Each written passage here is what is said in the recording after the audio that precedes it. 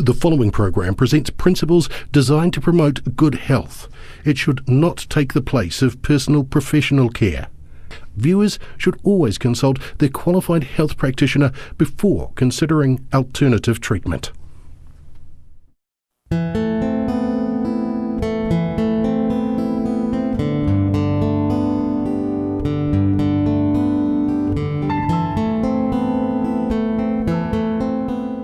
Welcome everybody. I've got some very good news tonight. We discovered that this was a brand new whiteboard and it still had the plastic coating on it. So we're not going to have any problems tonight. I can use and rub and use and rub. Isn't that good news? Tonight our lecture is on the acid-alkaline balance.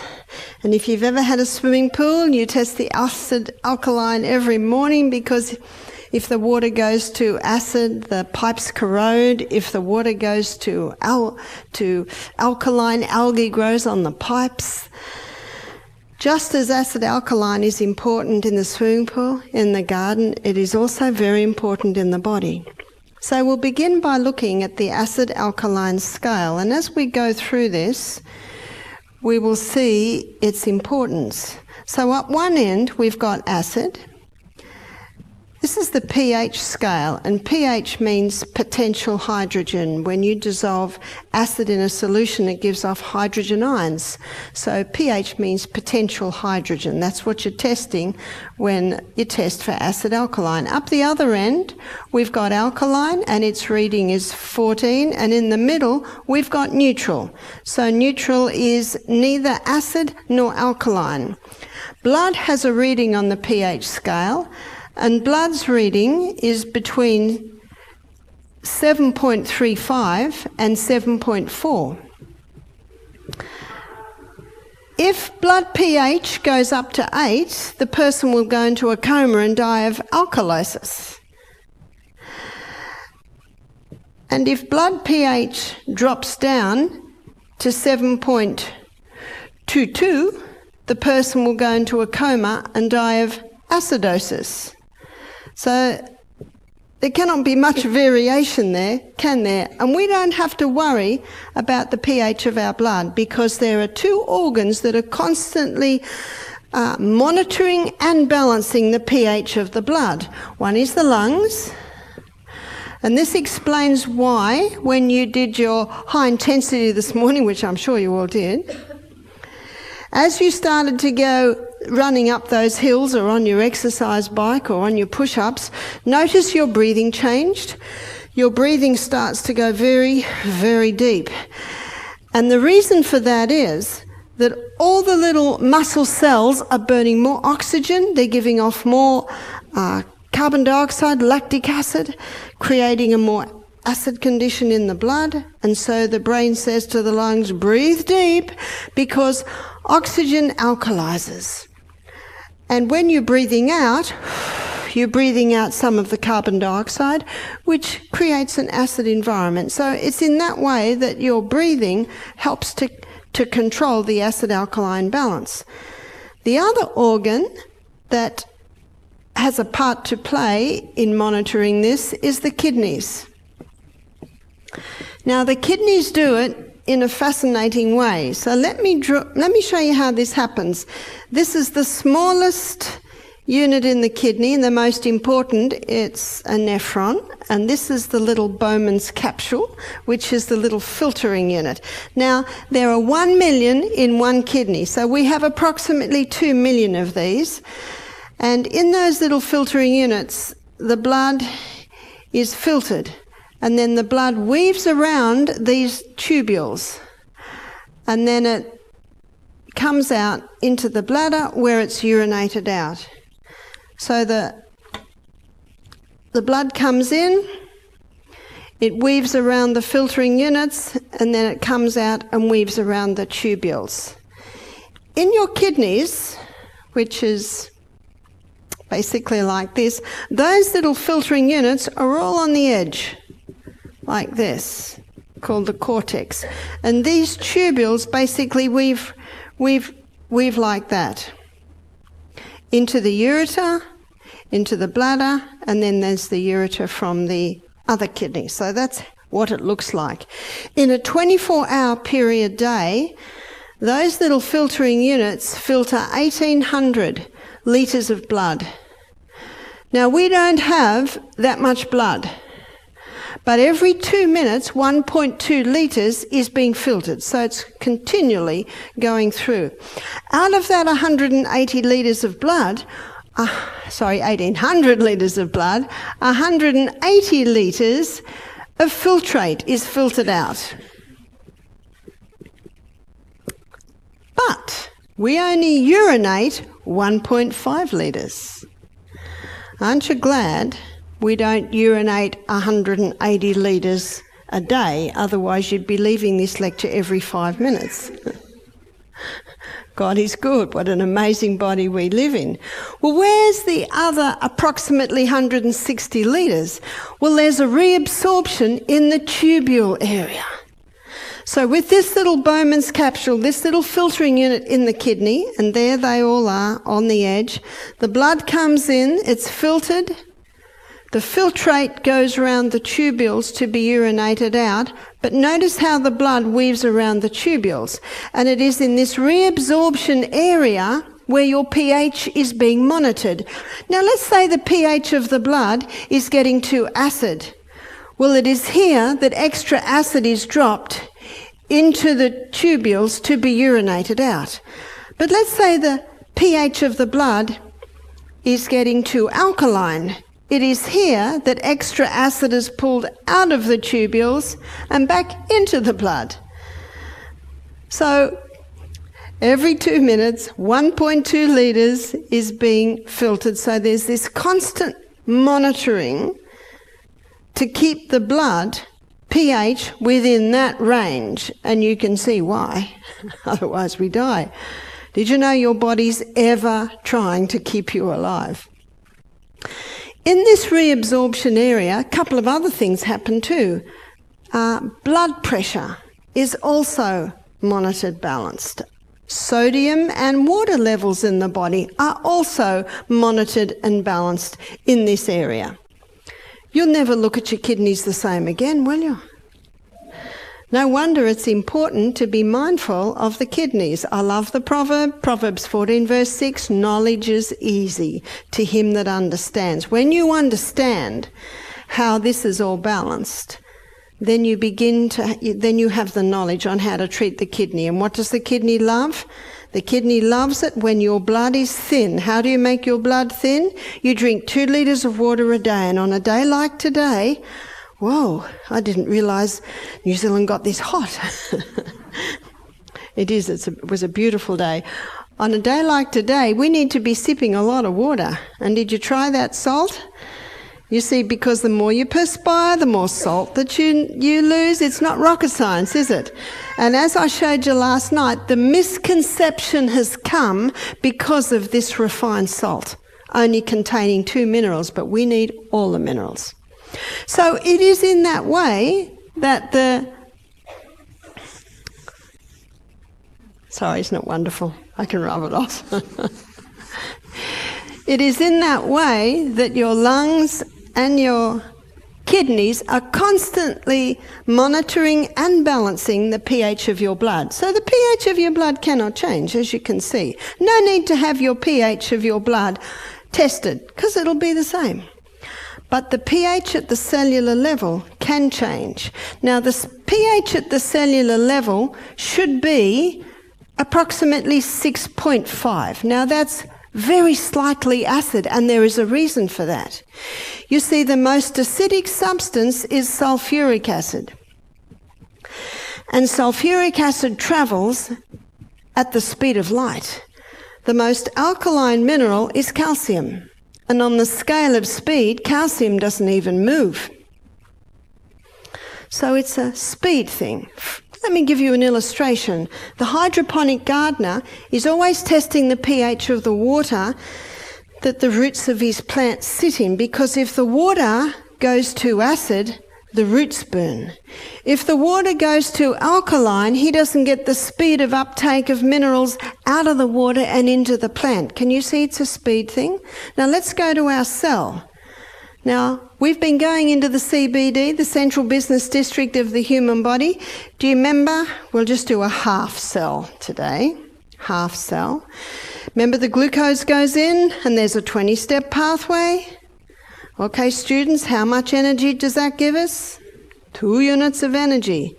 End result of that 20-step pathway is a chemical form of glucose called pyruvate. Pyruvate is the chemical form of glucose that gets fed into the powerhouse, called the powerhouse because this 1, 2, 3, 4, 5, 6, 7, 8-step pathway delivers for us a whopping 36 units of energy. Did you experience that this morning after your morning walk, run, hills? So it's an 8-step pathway, 8 little chemical reactions. But actually what's happening is,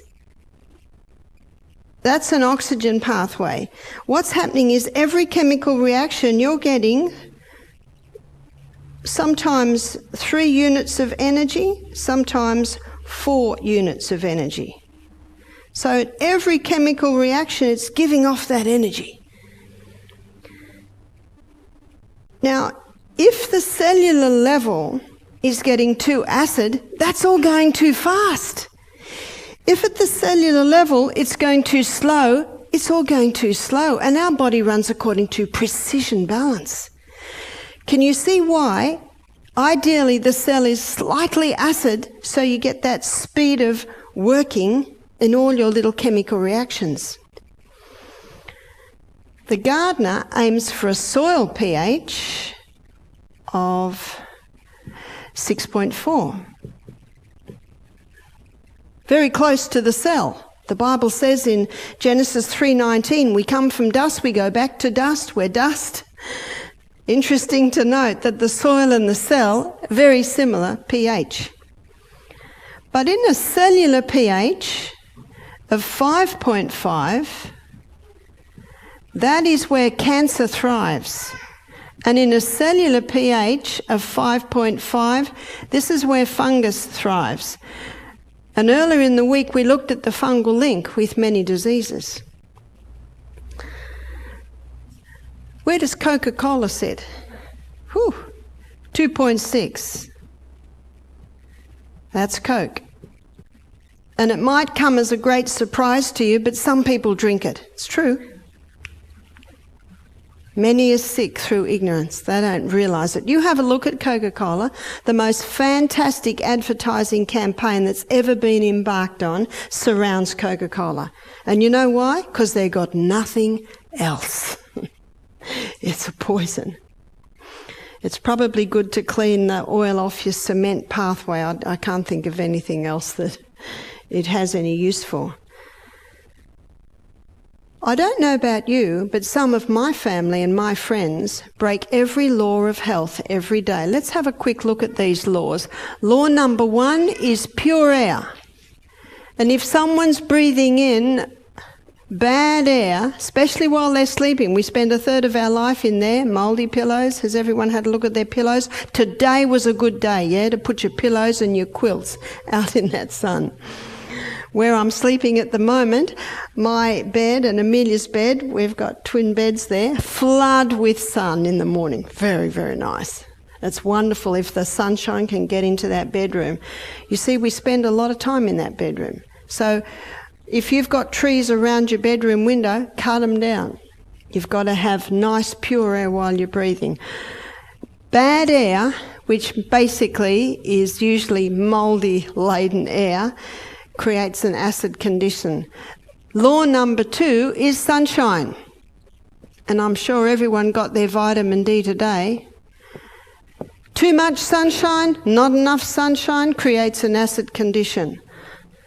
Number 3 is called temperance. I'll just make a no list. And we've looked at a few no's. The foods that we should not be having is refined sugar. We've looked at the wheat. We've looked at caffeine, alcohol, cigarettes. They all create a very acid condition. So number 4 law is rest. Too much sleep, not enough sleep. Both create an acid condition. Just the right amount, alkaline condition. Number 5 is exercise. 6 hours of aerobic exercise a day will create an acid condition. But most people are guilty of no exercise, and that can create an acid condition. Law number 6 is proper diet. Last night we looked at foods. We looked at foods also when we looked at diabetes, and we'll also be looking at foods tonight from the acid-alkaline angle. So the right amount or the proper food that will give an alkaline environment is vegetables. Vegetables are the most alkaline foods. We'll define that in a minute. Law number 7 is water.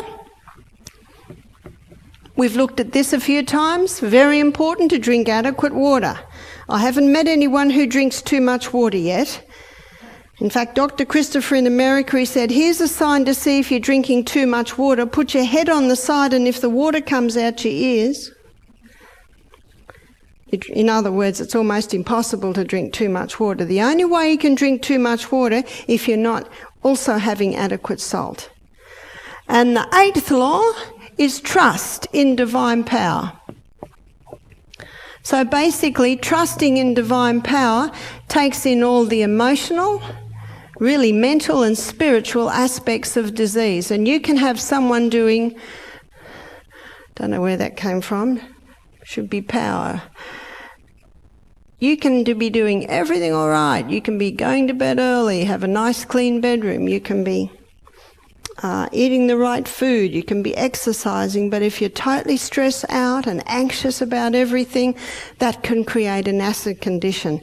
There's a beautiful verse in Philippians and says, be anxious in nothing, but in everything by prayer and supplication, with thanksgiving, let your requests be known to God. And the peace of God, which passeth all understanding, will guard your hearts and your minds in Jesus Christ. Isn't that beautiful?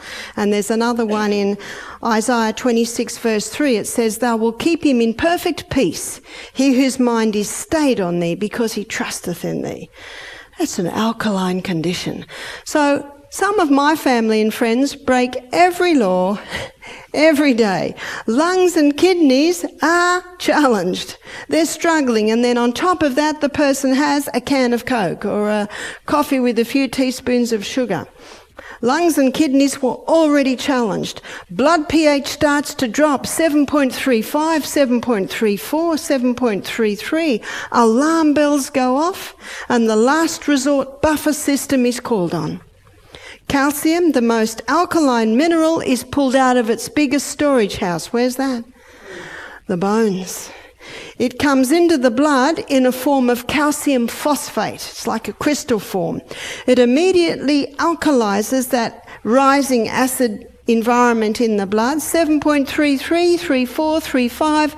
Whew, we're safe, but at a cost. We now have these calcium crystals floating through the blood. What's the body going to do with it? It'll settle it in the joints as gout, arthritis. It'll settle it in the kidneys, kidney stones, gallbladder, gallstones. It'll contribute to the building up in the arteries. It'll also go on your bones as bone spurs. You've heard of bone spurs? If anyone's had a bone spur, they're very, very painful things. But tomorrow afternoon, between 6 and 8, I'm going to be demonstrating natural remedies, and I'll show you how to make a castor oil compress which can break down a bone spur. Isn't that good news? These are all illustrations of Newton's third law of motion. To every action, there is an equal and an opposite reaction.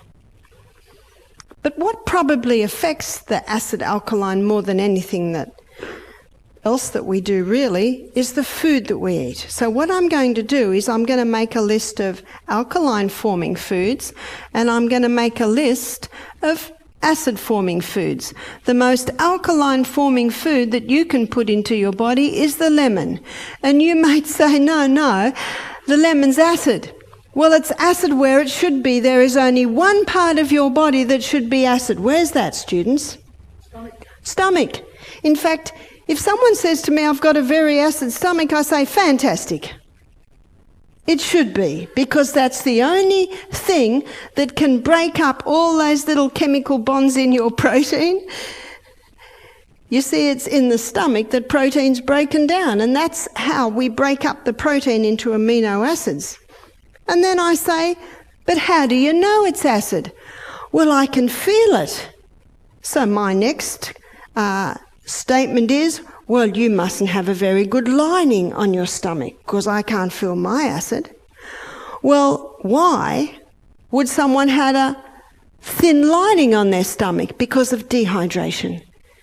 Our stomach has a thick mucosal lining on it, and when we're dehydrated, that's one of the first places that the lining is taken from, because in dehydration our body goes into a form of drought management. You see, full blood volume must be kept in the major arteries and veins, and so what the body does says, well, we'll take a bit from here, we'll take a bit from there, and one of the first places it takes from is the thick lining that coats the stomach. Another person said to me, well, I know I have an acid stomach. The acid keeps coming up. Why would the acid keep coming up? You've got two very good gates there. Let me show you why. So many people today, they have their large meal at the end of the day. You see, we should be having breakfast like a king, lunch like a queen, tea like a pauper. And a lot of people have breakfast like the pauper, lunch like the pauper, and the tea's the king and the queen together. And then they sit down on the easy chair in front of the television, and what happens within 10 minutes? They're fast asleep and they go to bed. And let's have a look at their stomach. This is what stomach looks like when you're sleeping. And instead of being like this, where the food's like this and bit by bit going through here, where's the food now because of gravity? It's like this, and these two little gates here, it pushes and pushes, and like the dripping tap on a stone, weakens that little gate. It's called the cardiac sphincter. Cardiac, because it's so close to where your heart is, that's why it's called the cardiac sphincter. And the cardiac sphincter is a muscle, and when the muscle is relaxed, it's closed. So it's like this. There's the muscle. Your cardiac sphincter basically looks like that. And when it tightens, it opens. So if someone's stressed out and their muscles tighten, what happens to the cardiac sphincter? It tightens too. So there are two main things that cause reflux or heartburn. And one is eating too late at night, and the other is, on top of that, the stress.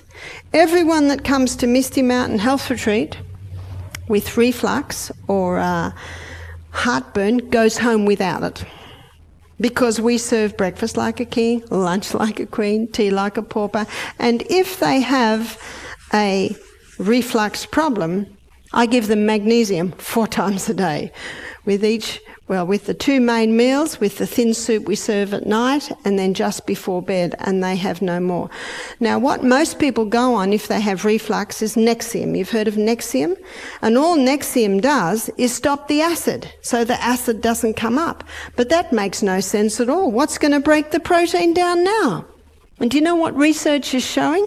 People that have been on long-term Nexium, they're finding that they are more susceptible to colon cancer, because the food's not getting broken down properly in the stomach. It gets down to the large colon. Excess bacteria has to be made to deal with the partially digested protein that actually can start damaging the wall of the colon. And when someone says to me, I've been on Nexium 10 years, is it working? Is it working? I'd like to suggest not, because if the body's designed to heal itself, it should heal. It should heal very, very quickly. It will heal itself if you give it the right conditions. So back to the stomach. The stomach should be acid. But When the lemon goes into the gastrointestinal tract, the enzymes break the lemon down to two singular particles. One's glucose and one's fructose. Then they're absorbed into the blood. Then the blood takes it to the main project manager, liver. And then the liver breaks the fructose down to glucose, and the glucose gets sent to the cell. We're following the journey of the glucose from the lemon. Comes through the 20-step pathway, comes into the 8-step pathway. This pathway, this little pathway, is often called the furnace. It's also called the powerhouse. For those technical amongst us, this is the glycolytic pathway, this is the mitochondria with the Krebs cycle. So the Krebs cycle is basically that little 8-step pathway. So the glucose and the oxygen are burnt in there to give off the energy. And all matter on planet Earth, when it is burnt, leaves an ash. And the ash that's left in the cell can be the acid or alkaline, depending on the food we eat. Lemon is acid where it should be in the stomach, and it is alkaline where it should be, which is down at the cell. What determines the difference? It is the mineral composition of the plant or the food. So these foods here are high in the alkaline minerals, which is sodium, potassium, calcium, magnesium, and iron. They are the main alkaline minerals, and these foods are high in those alkaline minerals, so they're burnt at the cell, they leave an alkaline ash. That's why these foods here are the alkaline forming foods. And these foods, which we will look at in a minute, are the acid forming foods. Well, what minerals do they have? They have sulfur, which is an acid mineral, and chlorine, and phosphorus. They're the acid-forming minerals. Let's move on our alkaline list. Dark green leafy vegetables. Dark green leafy vegetables are very high in the alkaline minerals. We should be eating dark green leafy vegetables every single day. Have you had a nice big dark green salad today? Some people say, oh, but it's hard in the winter when it's cold. Well, you can heat up your salad with cayenne pepper and crushed garlic. I can assure you it'll heat it up. You see, raw food will deliver what cooked won't, and cooked will deliver what raw won't. We need to be having, well, what I aim for is I aim for a 50 cooked and a 50 raw, and that will give a nice balance. Whether the food be cooked or whether the food be raw, it doesn't change the acid alkaline, because it's the minerals in the plant that determine how it is burnt in the cell. Vegetables.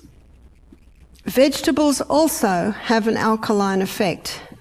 Now, before I define vegetables, let me just go back to dark green leafy vegetables. Now, this explains why things like green barley, spirulina, wheatgrass, green smoothies have become popular, because they are so alkaline. And as you can see from here, it is an acid environment, basically, that breeds disease. So we can do a lot to alkaline the tissues of our body by eating more greens. Vegetables. Most vegetables are alkaline forming, but there is a question mark with one group of vegetables. So one group of vegetables, for some people, has an acid effect, and for some people it has an alkaline effect. That's the tomato. It's the nightshade group of vegetables. Capsicum. In 2 weeks I'll be lecturing in America, and I can't say capsicum, I have to say bell pepper. They don't know what a capsicum is. But I think here in New Zealand you call it capsicum, yeah? Sweet pepper. And potato. And I'm not referring to the sweet potato, but in New Zealand you call it kumara, don't you?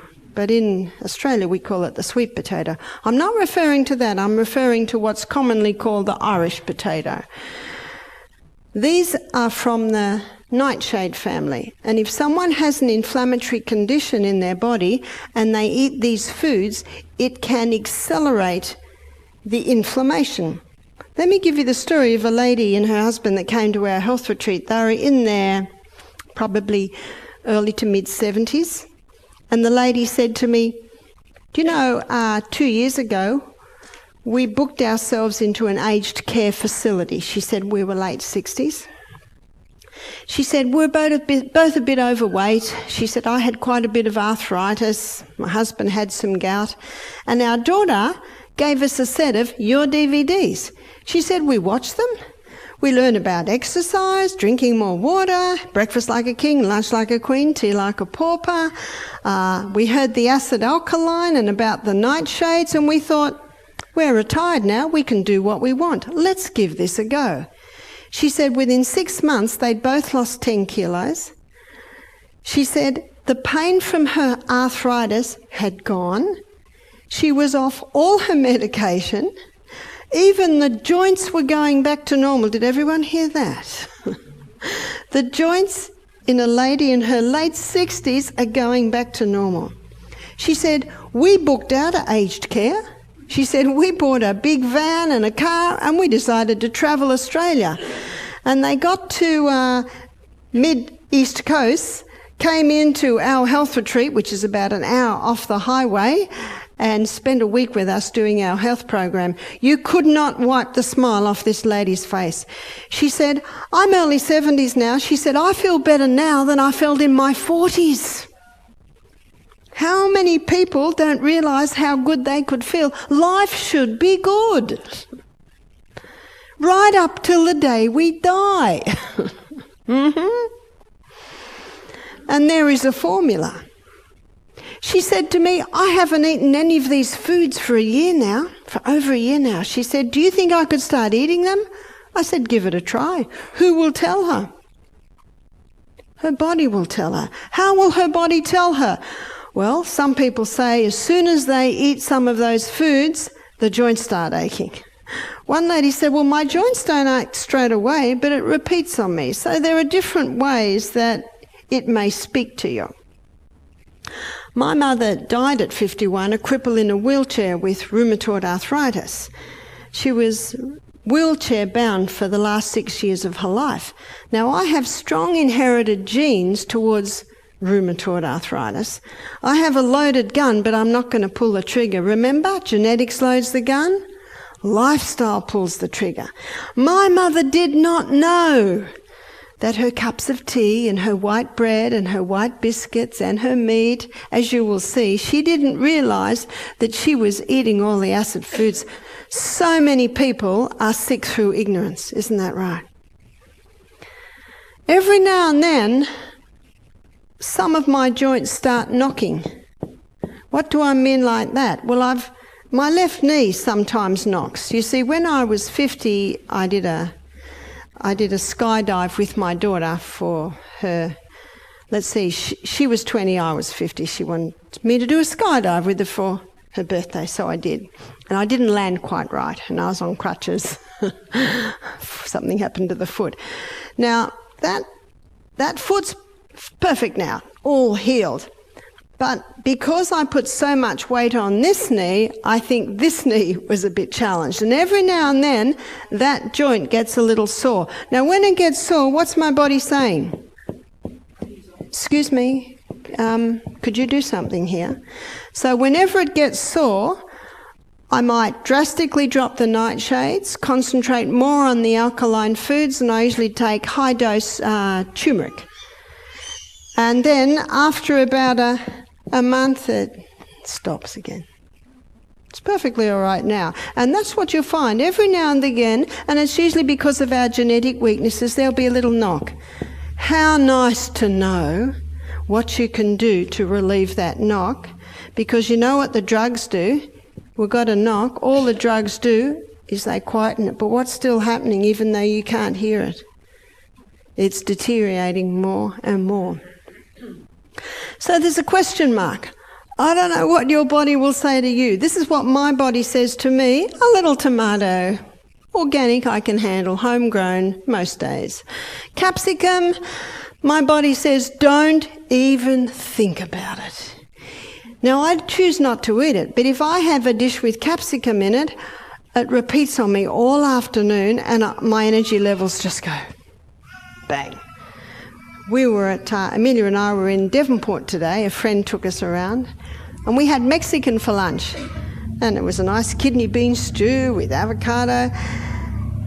And I looked at Amelia and I went, oh, I forgot to ask if there was capsicum. But there wasn't. Phew. I don't choose to eat it, but sometimes I'll have a dish with it in before I realise it. And my body says to me again, got to keep off this one. Do you know the day might come when I can eat a bit? I never used to be able to eat tomatoes at all, but now I can eat a little bit. I'm just telling you what my body says to me. Your body will speak to you. Now let's say I've got 10 professors of nutrition in front of me saying, this is ridiculous. Capsicum is an excellent food. It's high in antioxidants, high in vitamin C. You should be eating it. Who am I going to listen to? Well, I'm the one that lives in here, aren't I? You see, you are the best person to be your doctor because only you know how you feel, only you know how your body responds or reacts to different things, and only you know what your body likes and does not like. And if your body says that was good, go with it. If your body says, back off. And what you can eat today, you may not be able to eat in 6 months. And what you can't eat today, you might be able to eat in 6 months. You keep testing and trying. But if the body speaks, listen. Because if you don't speak to the first little tap, what happens to the taps? They get louder and louder, trying to get your attention. Drugs don't cure disease, they just change the form and location of it. We've got to listen, we've got to act now, and tomorrow afternoon when I go through the natural remedies, I'll be showing you a lot of wonderful little things that can ease knocks. I know if my knee has been sore, I grate up ginger, wrap it in a poultice. I'll show you how to do that tomorrow afternoon. Cover it with plastic and wrap it on, and that brings such relief. Just a simple ginger poultice there. There are lots of little things you can do to bring relief without having to go to harmful medications. So I don't know what your body will say to you. If you have arthritis and you love that food, I will still advise you stop it until your arthritis is conquered. A lady said to me one day, but I love that food. I said, well, how much do you love your arthritis? And it's not forever. It's just until you conquer it. So the question mark remains. My husband loves potato. He's an Irishman. He has about 5 times the potato that I have. So you might make some adjustments. One lady said I can have raw capsicum but not cooked. Another lady said I can have cooked but not raw. Another lady said I can have red but not green. And another lady said, well, I can have the green and not the red. I love these stories. What are they stories of? People who are listening. People who are listening to what their body says. Fruit has a question mark. Why does fruit have a question mark? If someone has a yeast presence in their body, the sugar in the fruit will feed the yeast because it's its favourite food. And if you're not going to give refined sugar to the yeast, it'll happily accept the sugar in the fruit. And as it feeds on the sugar in the fruit, it gives off lactic acid. It gives off uric acid. Sorry, that shouldn't be there. That should be acid. Lactic acid, uric acid, acetic acid, and alcohol. So can you see what yeast does? It feathers its nest. So the more fruit a person eats that have a yeast problem, the more acid is created, and this creates the environment that yeast and fungus love. On Tuesday night, we looked at the link between cancer and fungus. So when someone comes to me wanting help to conquer cancer, I take them off all fruit for 6 weeks. One lady said, "But Barbara, God made fruit good." I said, "Oh, he sure did. Fruit is wonderful." But if someone has a condition in their body that's got a high yeast presence, they need to either greatly reduce it or stop it for a period of time. So cancer is a very serious condition and it needs serious steps to conquer it. The good news is we've seen many have a total turnaround from cancer. Isn't that good news? All you need is the right conditions. If someone comes to me with cancer, I say, well, I've seen 3 outcomes. Number 1, I've seen turnarounds. Number 2, I've seen 6 months go to 6 years. Number 3, I've seen the last days made more comfortable. It all depends on how serious, how advanced it is. And we had one poor girl, only 33, come from Quebec, and she had very advanced breast cancer. And she was in so much pain and so much discomfort. All the things that we usually can do, we could not do to her. We're so sad. All we actually could do was go to the local doc and get her some more painkillers. And I think she passed away a month later. Ideally, she would have come to us when she had the first little lump. By the time she came to us, the breast was the size of a boulder and it was rock hard with the skin breaking down. Too late, too late. Now, we always do what we can, but when someone is very advanced, it's very difficult. All you can really do is try and make them more comfortable. So fruit has a question mark. How do you know if you have a yeast presence? And by the way, you can have a yeast presence and not have cancer. But if it is not addressed, it certainly can develop to that. One of the clearest signs is a white tongue. Tongues should be pink. Now, if you're detoxing, there might be a layer of white that you can scrape off. That's not yeast, that's waste. But if there is a white presence on your tongue and you cannot scrape it up, it's usually little fungus buds. But probably the most common symptoms are things like thrush, that's vaginal thrush or anal thrush or jock itch or athlete's foot, tinea, fungus toenails, psoriasis, eczema. They also can be yeast problems, and also sinus. That's a very common yeast one. So they are some of the things. There is a formula, and if you give the body the right formula, you can get a healing condition. One lady, she went on grapefruit, nothing but grapefruit for her fruit, because it's very low sugar, for 18 months. 18 months? Well, she'd had the problem for 30 years, so 18 months is pretty good. Didn't take her 30 years to conquer, but it did take her 18 months. She says today, 8 years later, that she's never felt so good. So it depends. Depends on the severity, depends on how long it's been around, and it also very much dependent. There's no use going on a candida diet, a yeast-free and low-fruit diet with the herbs, and you're still breathing in mould every night. So that definitely has to be assessed. So fruit has a question mark. The most alkaline legumes are lima beans and lentils and soy. Soy is only a problem if it's been genetically modified and if it's been grown with herbicides, insecticides. But if you buy organic soy, and probably the way we mostly have it maybe is tofu, if it's organic, and you can buy organic tofu in most supermarkets, then it should not have genetically modified, because if an organic farmer uses genetically modified seed, he loses his organic status. Millet. Millet is the most alkaline grain. What's millet? Birdseed. What do the budgies do? Spit out the hull and eat the kernel. Well, you can buy hulled millet, and it cooks up to a very nice porridge. But instead of 2 cups of water to 1 cup of grain, with millet, it's about 3 cups of water to 1 cup of grain. It's the most alkaline, and it's also gluten-free. Another grain that is alkaline and gluten-free is quinoa, usually called quinoa. Another one is buckwheat. The Polish love their buckwheat. Aussies and New Zealanders take a bit more time to get used to it, but buckwheat pancakes are delicious. And amaranth. Amaranth is a grain that is not well known, but it's getting popular because it's gluten-free. And it's about the size of a grain of sand. And if you cook it up like a porridge, it goes like a lump of glug, and it's not very nice. But you can put some amaranth with your millet if you're having that as a porridge. You can put some amaranth with quinoa.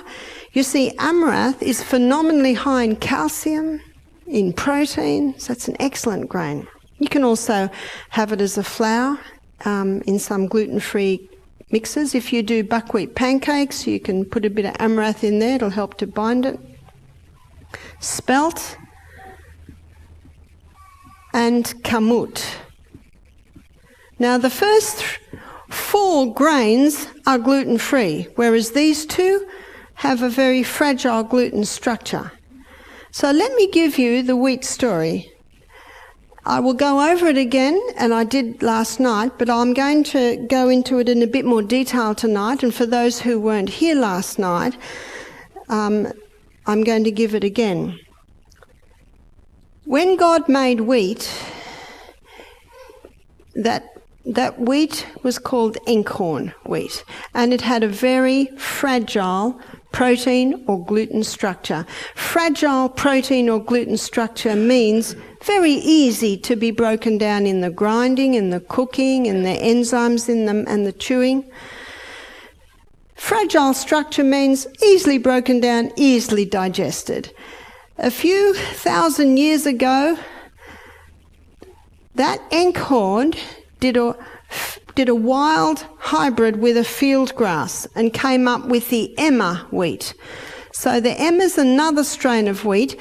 That structure's not as fragile, but it's still fairly fragile. In the 1950s, Emma wheat was put through intensive crossbreeding. Dr. Norman Bulag and a team of scientists in Mexico put Emma wheat through intensive crossbreeding to produce a plant with a very high yield. At first, the stalk just broke and they lost their crop. So they went back to the drawing board and they came with a plant that only grows this high. It has a very thick stem and a very high yield. Now it can hold the yield. Some farmers are saying they're getting 10 times more grain per acre compared to the old Emma strain of wheat. No wonder the farmers love it. 1969, Dr. Norman Bulag got a Nobel Prize for his hybridized wheat. 1970s, went worldwide. So by the 1990s, in America, England, Australia, all over the world, New Zealand, every wheat, every pasta, every cereal, every biscuit, every cake, every donut, what's it made out of? The hybridized wheat. Let me show you the gluten or the protein structure of the hybridized wheat. You see, no one complains that the starvation crisis was relieved with this grain, and the farmers love it, but what was never addressed was the effect of this grain on the human body. And what it created was an incredibly complex protein or gluten structure. And it's almost only a cast iron gut that can break that down. Now, if that hybridized wheat is made into a sourdough bread, the culturing process in the sourdough bread breaks down the protein or the gluten in the grain and makes it a little bit more fragile. But it's still not as fragile as this. You can still get field hybrids from this Emma wheat. It's called spelt and kamut. Now, spelt and kamut both have that original fragile structure that Emma wheat had. And if you make the spelt or the kamut into a sourdough bread, it breaks down the structure even more so you can bring it back to that original inkhorn structure. Now, celiacs, what's a celiac? That's a severe gluten intolerance. They can't even handle a spelt. But someone who is tolerant just means, so gluten intolerant means not as severe as celiac. They can probably have half a slice of bread a week, they don't react as much, but they're still best of it. Whereas gluten sensitive means they can probably have a slice of bread twice a week, but certainly not like many Aussies and New Zealanders are doing it. Cereal and toast for breakfast, cake mid-morning, sandwiches for lunch, cake mid-afternoon, pasta for tea. What's that? That's almost 100% of this hybridised wheat. No wonder there's so much gluten intolerance. Many people don't realise they have gluten intolerance. Let me list some of the symptoms of a gluten intolerance: sinus, hay fever, allergies, asthma, eczema, psoriasis, irritable bowel, constipation, brain fog. Got that? How many people have brain fog? We used to have a cook working for us. He was Fijian, 19. I could tell when he was eating gluten because he'd forget everything. And I'd be talking to him at 9 in the morning and he's yawning and he's 19. I said, Zach, have you been eating wheat? And he'd go, he couldn't hide it. When he wasn't eating wheat, whoa, he was sparky. Many people don't realise how good life could be. How many people blame it on the fact that they've just turned 40? Or just turned 50? 50's only halfway to 100. He's not old. Many people suffer from the symptoms of a gluten intolerance. There's only one way to check if you are sensitive or intolerant or celiac, and that is to stop all wheat for 2 months. 2 months? Well, you can eat a slice of bread and it'll be out of your body in 24 hours, but the effect can remain for up to 6 weeks. Well, what do you do after 2 months? Well, how do you feel? If you feel good, stay on it. An old Aussie saying is, if you're on a good thing, stick to it. The Bible says in 1 Thessalonians 5:21, prove all things and hold fast to that which is good. 2 months is not long. Make a note on your calendar. If you want to do this, don't do it until the wheat's out of your house and all the millets and the quinoas and the buckwheats and the spelt breads in the freezer. Then start. Make it easy on yourself.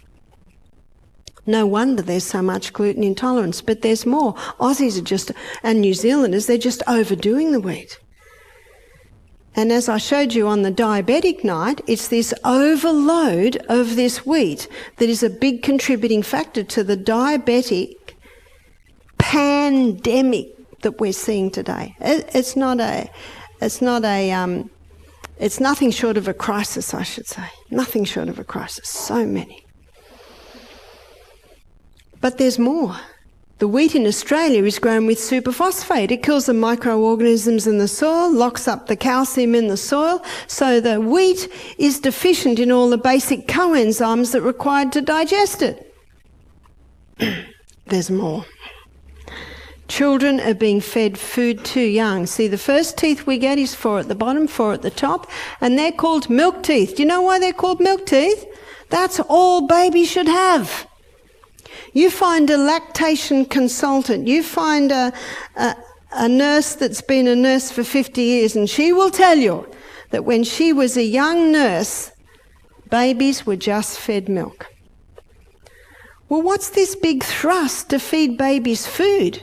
Some babies are being fed food and they haven't even got any teeth. That defies reason.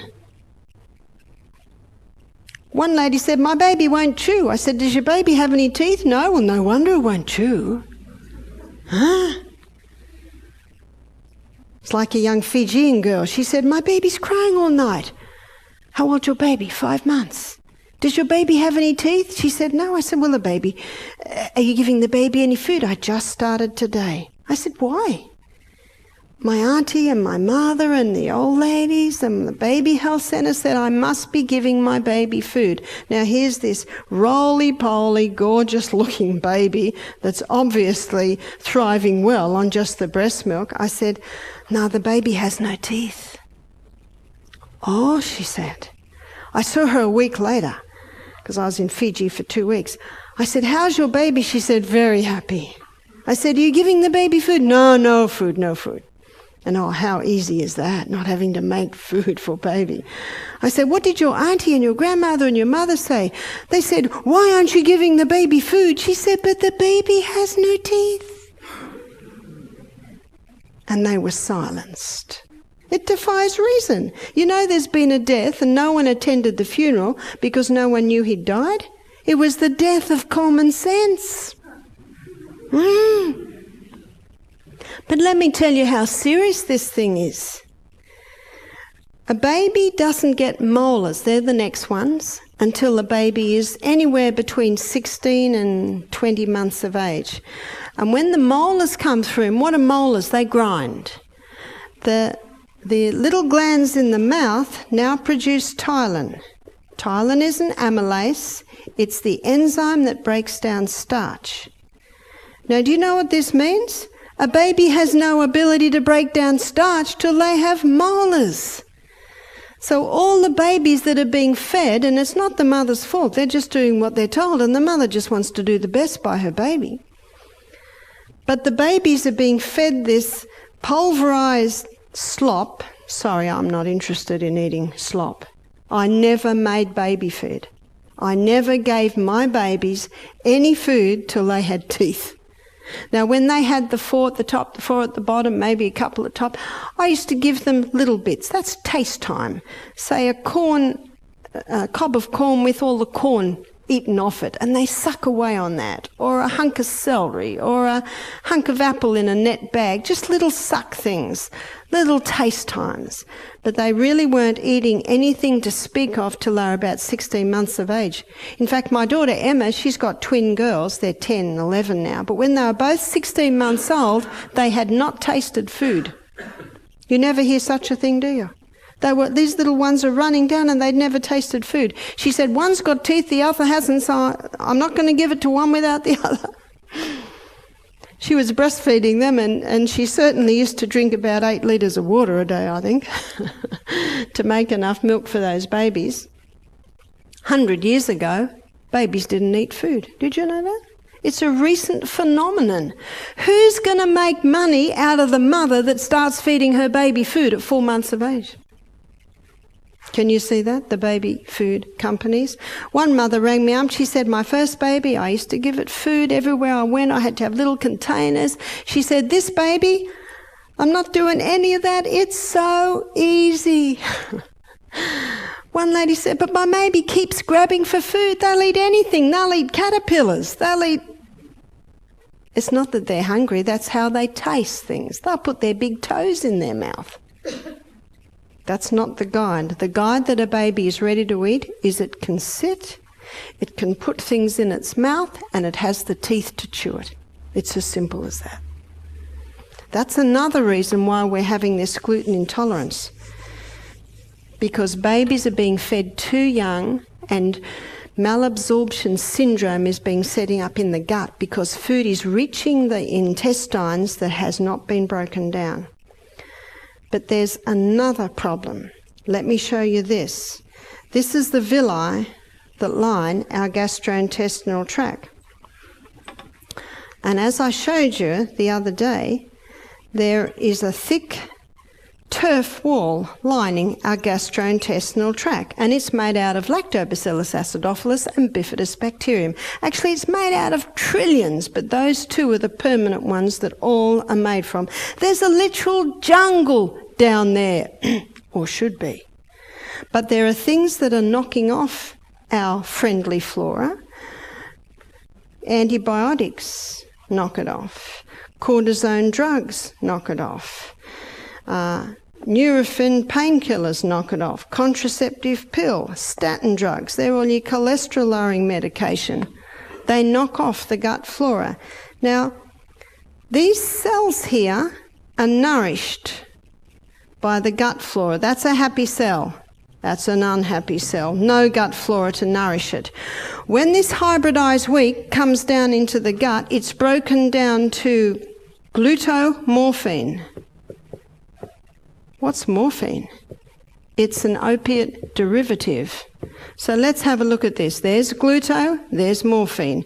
Glutomorphine comes here, and this happy cell, because it's nourished and strong, it can knock off the morphine, and only gluto gets in. But if glutomorphine comes here, that cell, because it's not properly nourished, it can't knock off morphine, and so glutomorphine gets into the blood, glutomorphine goes to the brain, and the opiate receptor sites on the brain pick it up, and it's contributing to mental illness. There are 2 books that show this in detail. One is by a neurologist, his name's Dr. David Pertmuller, it's called Grain Brain, and he shows the effect on this common hybridized wheat grain, and it's contributing to mental illness. How scary is that? He gives stories of psychiatrists who've taken bipolar schizophrenic patients off wheat and they get a 50% improvement. The other book is by a Dr. Natasha Campbell-McBride called Gut and Psychology. She looks at the gut and this breakdown of the gut from so many medications combined with this hybridized wheat. See, both these doctors have decades of clinical practice up their sleeve, showing very, very clearly that this hybridized wheat is not just causing thrush, is just not causing allergies, is just not causing hay fever, but it's also contributing to mental illness. Now, it is well documented that if you take an autistic child off wheat, off dairy, off refined sugar, they will get a 50% improvement. And Dr. Bruce Fife, in his book Stop Autism Now, he explores that very well and in a lot of detail. Whoa. So this hybridized wheat, it's worth trying, isn't it? And there are so many alternatives today. I say to people, start exploring the other grains. Start giving your body the requirements that it would love to give you optimum performance. This is just not optimum performance in your body, but also in your mind. So important. Now, I notice that it's 8 o'clock, and I'm impressed you're all still awake, so I'm going to give everyone a break now. It's 8 o'clock. Please come back at 8:10. There are some refreshments out the back. And when you come back at 8:10, we're going to look at the last few on the alkaline list, and then we're going to explore the acid side. And for those not familiar with the bathrooms, they're up the back and to the left. And there are some cool drinks out the back room. Thank you.